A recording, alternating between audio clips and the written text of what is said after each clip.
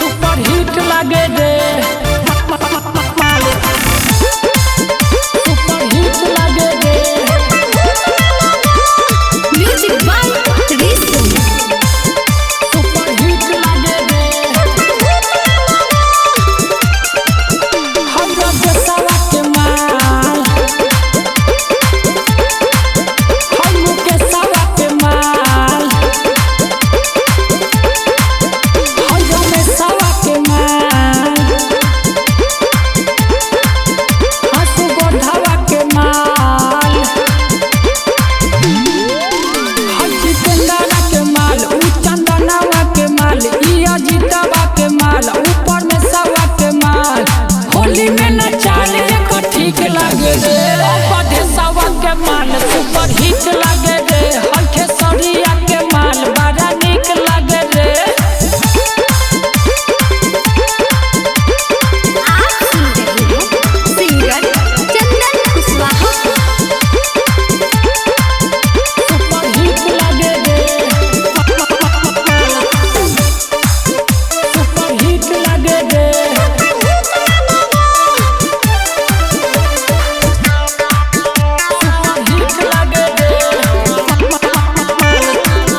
super hit लागे रे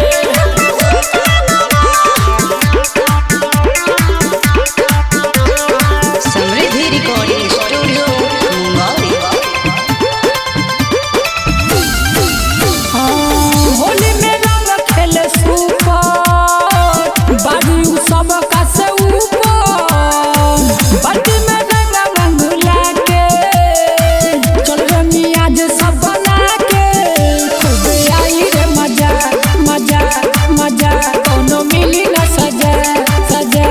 सजा खूब आई रे मजा कोनो मिली न सजा उन्हें कना आगा कोई ठीक लागे रे हाई रजुआ के माल सुपर हिट लागे रे हाई विजयिया के माल बड़ा निक लागे रे सुपर हिट लागे रे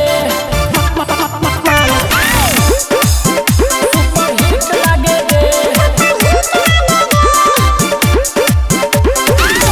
सुपर हिट लागे रे सुपर हिट लागे रे